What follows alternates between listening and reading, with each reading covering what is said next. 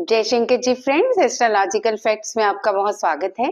तो आज की वीडियो में हम जानते हैं कि कैसे मंत्रों द्वारा हम सिद्धि, भक्ति और मुक्ति प्राप्त कर सकते हैं। मंत्रों की क्या पावर्स हैं और किस तरह से हम मंत्रों के द्वारा अपने आप को मोक्ष के करीब लेके जा सकते हैं। किस तरह इन मंत्रों की सिद्धियों को जान सकते हैं और कैसे उनकी ऊर्जा पहचान सकते हैं।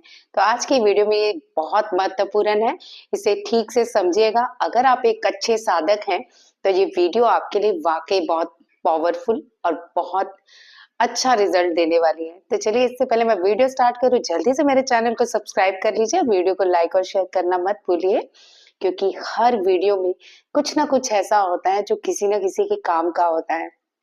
तो वीडियो को शेयर जरूर कीजिएगा। चलिए वीडियो स्टार्ट करती हूँ।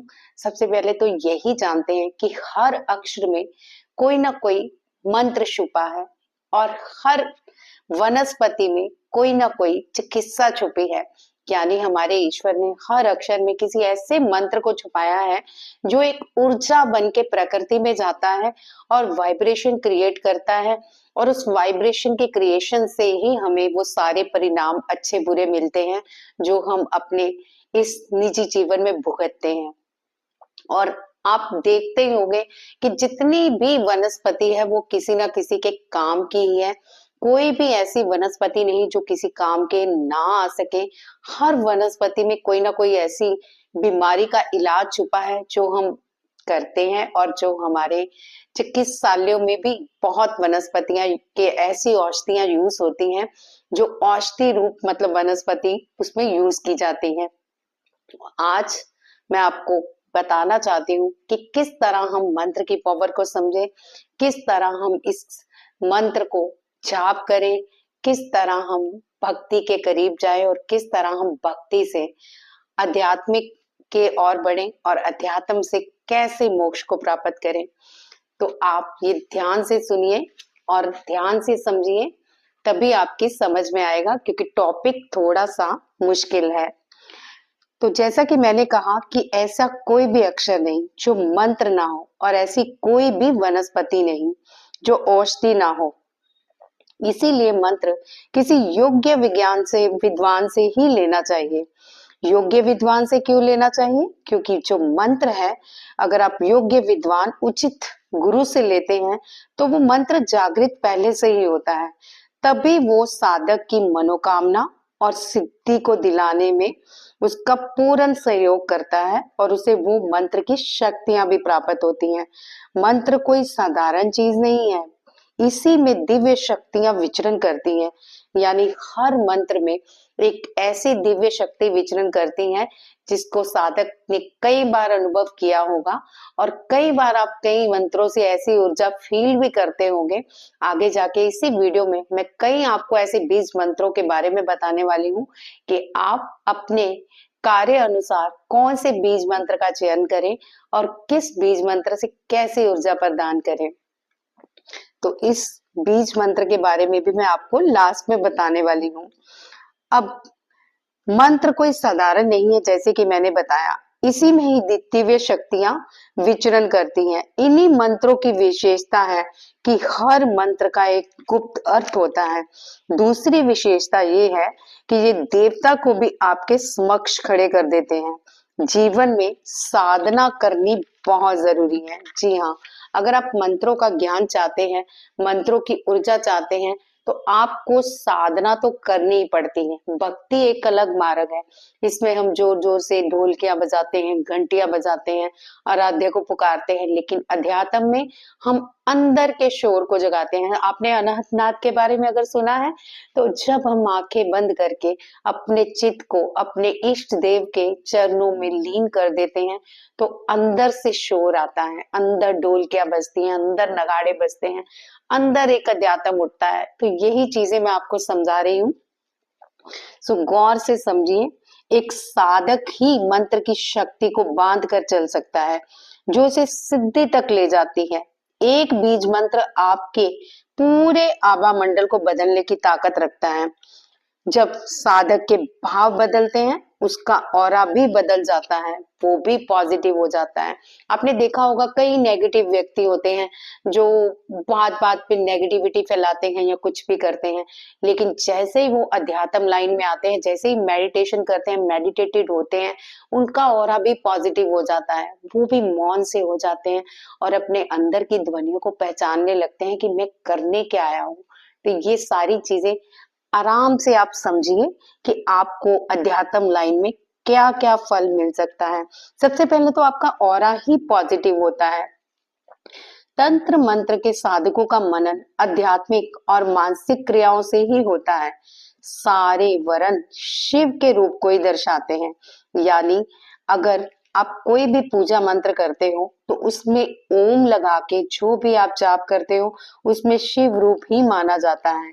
सारे वर्ण शिव को इसीलिए दर्शाते हैं क्योंकि पहला अक्षर हर मंत्र के आगे ओम का ही लगाया जाता है।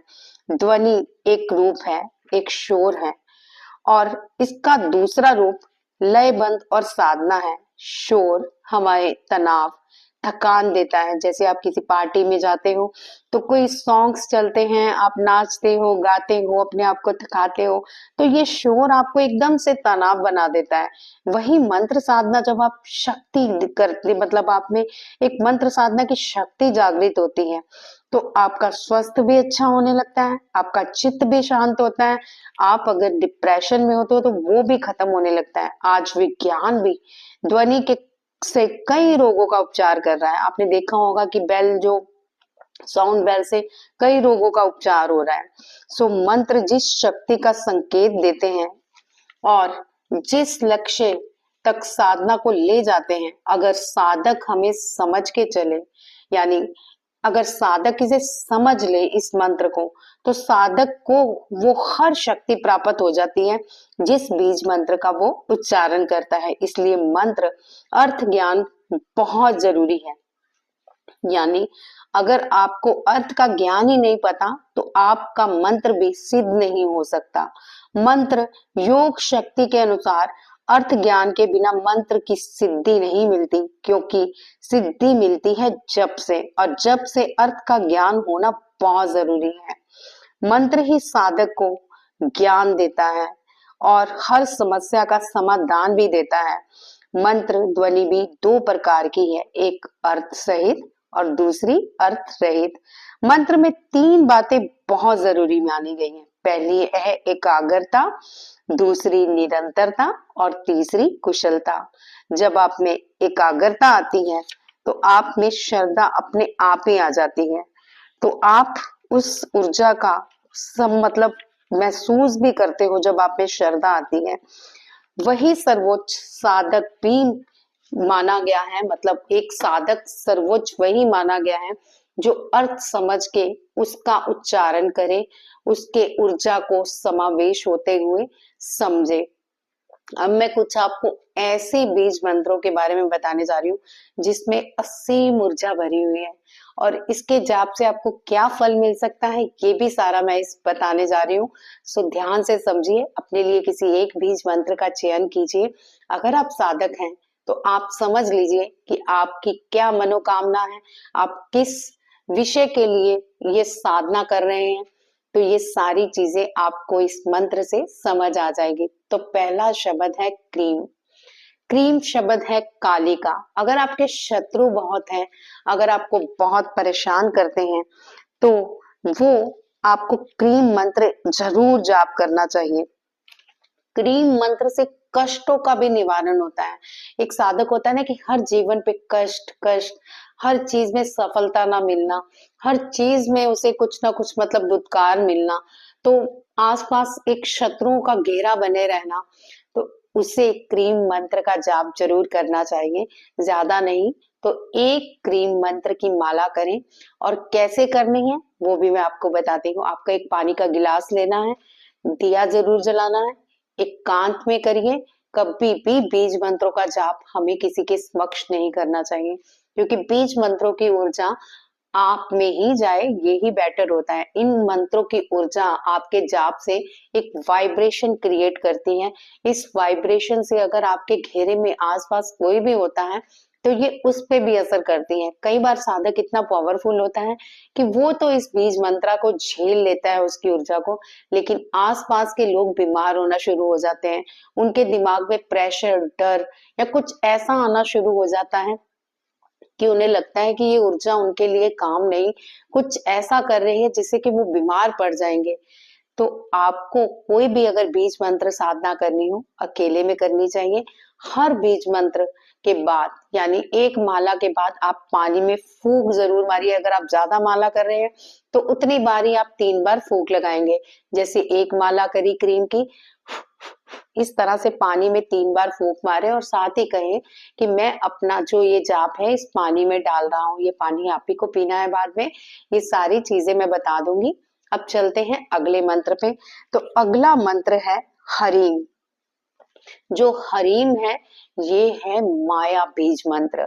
हरीम मंत्र माया बीज मंत्र इसलिए भी माना गया है क्योंकि जो लोग मटेरियलिस्टिक लाइफ जीना चाहते हैं और साथ में अध्यात्म लाइन में भी चलना चाहते हैं, उनके लिए ये हरीम शब्द एक बहुत ही बीज मंत्र अच्छा माना गया है। उनकी लव लाइफ भी अच्छी रहती है, उनकी मैरिज लाइफ भी अच्छी रहती है, उनके घर में मतलब कभी भी कला क्लेश नहीं होता। माया बीज मंत्र मतलब माया भी बहुत आती है, लेकिन बीज मंत्र है, पहले ही कह रही हूँ, इसके साथ आप तामस चीजें नहीं कर सकते। इसके साथ बहुत शुद्ध भाव चाहिए, शुद्ध भोजन चाहिए, शुद्ध वस्त्र चाहिए। कैसे करना है ये साथ साथ बता रही हूँ। और हर मंत्र में आपको पानी का गिलास, एक दिया जरूर साथ में रखना है। और हर मंत्र के बाद आपको 3 बार पानी में फूंक मारनी है, यानी एक माला के बाद। नेक्स्ट मंत्र के बारे में जान लेते हैं। तो अगला मंत्र है, इससे पहले हम हरि मंत्र के बारे में पूरी तरह से जान लें। इसका मतलब है कि शिव युक्त विश्व जननी, यानी जो माता है शिव युक्त जननी, वो मेरे कष्टों को दूर करे, मेरे कष्टों को हरे और मुझे मेरे जीवन में सुख प्रदान करे। तो इसका भाव ये है। अगला मंत्र है स्त्रीम। जी हाँ, स्त्रीम ये है तारा बीज मंत्र। इससे जगत माता महामाया तारा मतलब दर्शन भी देती है। जितने भी मैं आपको बीज मंत्र बता रही हूँ ये आपके आगे देवी देवता समक्ष खड़े कर देते हैं। इनकी ऊर्जा इतनी होती है कि आप अगर संकल्पित जाप करते हो कि मैं इतने दिनों 21 दिन का संकल्प कर रहा हूँ या कर रही हूँ, मैं 41 दिन का संकल्प कर रहा हूँ, तो निश्चित ही देवी आपके समक्ष खड़ी हो जाती है। चाहे वो स्वप्न में खड़ी हो, चाहे ज्योत में खड़ी हो, या फिर कहीं ऐसी मतलब आपको छवि नजर आ जाए, कुछ भी हो सकता है। सो ये तारा का मंत्र है। तारा बीज मंत्र बहुत पावरफुल है। इसकी पावर को संभालने के लिए आपको बहुत मेडिटेशन करनी पड़ती है। मतलब मेडिटेशन जैसे कि अपने आप को बिल्कुल बांध के रखना पड़ता है, किसी के घर का भोजन नहीं करना जब भी आप ये मंत्र करें। और स्त्री मंत्र जब भी करें तो आपको किसी के घर का भोजन नहीं करना, ये याद रखिए, किसी के घर का पानी नहीं पीना।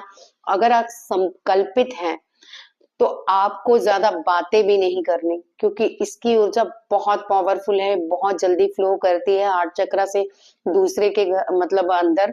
तो कई लोग नहीं झेल पाते इस ऊर्जा को। सो याद रखिए कि आपको ये इसी अनुशासन में रह के करना है जो चीजें मैं आपको बता रही हूँ। और हर मंत्र में पानी और दीपक जरूर जलाना है, एकांत में करना है। अगले मंत्र के बारे में जान लेते हैं। अगला मंत्र है धूम। तुम यानी दुर्गा बीज मंत्र। इसका मतलब है कि दुर्गा मेरे सभी कष्टों को दूर करे, दुर्गा मेरे जीवन में खुशियां लाए, दुर्गा दुर्ग यानी दुष्ट व्यक्तियों का नाश करे। मेरे जीवन में हर जो दुष्ट व्यक्ति है वो मुझसे दूर चला जाए, खुशियां मेरे आसपास रहे। तुम बहुत ही पावरफुल होने के साथ साथ खुशियों का भी प्रतीक है। और ये मंत्र की अपनी एक अलग ऊर्जा है। जब भी दुर्गा माता का ये दुम आप जाप करते हो तो ये बीज मंत्र आपके ऑरे का एक ऐसा पैटर्न बना देता है, आपका इतना आकर्षण बढ़ा देता है, आपकी वाणी में मिठास ला देता है, आपके चक्रों तक को जागृत कर देता है। और अगर आप इसके जितने भी बीज मंत्र हैं हवन कर पाए लास्ट में, तो आप साक्षात हवन से उस ऊर्जा को साक्षात देख सकते हैं। मैंने बहुत बार ऐसा महसूस किया है। चलिए स्क्रीन पे थोड़ा सा शेयर कर देती हूँ कि जब मैंने लास्ट में धूम का हवन किया था तो कैसे दुर्गा माता आग में प्रकट हो गई थी। तो देख लिया आपने, बहुत ही अच्छी ऊर्जा होती है इसकी और बहुत ही प्यारी, यानी कि प्यार देने वाली, आप में आकर्षण जगाने वाली। तो अगर आप इसका भी जाप करना चाहते हो तो कर सकते हो। इसमें ज्यादा परहेज नहीं है, बस आपको मांस मछली तामस भोजन नहीं करना। सोच समझ के आप जब भी कोशिश करें कि जब भी बीज मंत्र का जाप करें, आपको किसी के घर नहीं जाना, किसी के घर का पानी नहीं पीना, नहीं तो कुछ गड़बड़ हो जाती है। वो मंत्रों का हमें सही फल नहीं मिलता। याद रखिए, आपको मानसिक जप करना है, दिखाना नहीं है। मतलब माता को कि मैं कर रहा हूं जाप। तुम यानी कोई भी मंत्र, अगर स्त्री क्रीम कोई भी मंत्र, तो आपको उस अपने हार्ट चक्रा पे ध्यान लगा के एक ग्रीन कलर के घेरे में उन आकृतियों को बनते हुए देखना है जिनकी आप पूजा कर रहे हो, जिनको आप ध्यान कर रहे हो। चलिए अगला मंत्र जान लेते हैं। एम। एम है सरस्वती माता का। अगर आप ज्ञान चाहते हो, अगर आप पढ़ाई चाहते हो, अगर आप चाहते हो कि आपकी वाणी में मिठास हो और आपके ऑरे में एक ऐसा पैटर्न आ जाए कि आप बोले तो लोग इकट्ठे होके सुने कि कुछ तो है इसमें, कुछ तो वाणी में मिठास है कि इसको सुनना चाहिए, तो आप इस एम मंत्र का, बीज मंत्र का जाप एक बार जरूर कीजिए, ध्यान जरूर कीजिए। कैसे करना है मैं आपको बार बार बताने की जरूरत नहीं, उसी प्रकार से करना है। और कोशिश यही करनी है कि इन दिनों कहीं कुछ ना खाएं। लास्ट मंत्र है श्री, जो कि है लक्ष्मी माता का। सौभाग्य आपका जागृत होता है, आप हमेशा सौभाग्यवती रहती हैं, सुहागन रहती हैं। और जो श्री मंत्र है ये धन के लिए भी बहुत अच्छा है, इसकी ऊर्जा धन के लिए बहुत है। कोशिश कीजिए कि ये मंत्र का जाप आप 100 डायरेक्शन में बैठ के करें, वहां पे दिया जलाएं, एक पटरे पे छोटी सी प्रतिमा भी रख लें माता लक्ष्मी की। बाकी भी जो मंत्र मैंने आपको दिए हैं उसकी एक छोटी सी प्रतिमा रख के करे साधना। लास्ट में ये प्रतिमा आप चाहे तो पीपल के पेड़ के नीचे या प्रवाहित करके भी आ सकते हैं, लेकिन तब तक आप कोशिश करें कि प्रतिमा के साथ करें। तो बहुत ही पावरफुल मंत्र है। इन बीज मंत्रों को अगर आप साधना चाहते हो, इनकी शक्ति चाहते हो, तो एकांत में कीजिए, हवन जरूर कीजिए। कैसी लगी आपको मेरी ये वीडियो, ये भी बताइएगा। आने वाले समय में और भी आपको बहुत सारी ज्ञान भरी बातें देने वाली हूँ। तो आज की वीडियो में बस इतना ही। और कोई वीडियो चाहते हैं तो बताइएगा, शेयर कीजिए।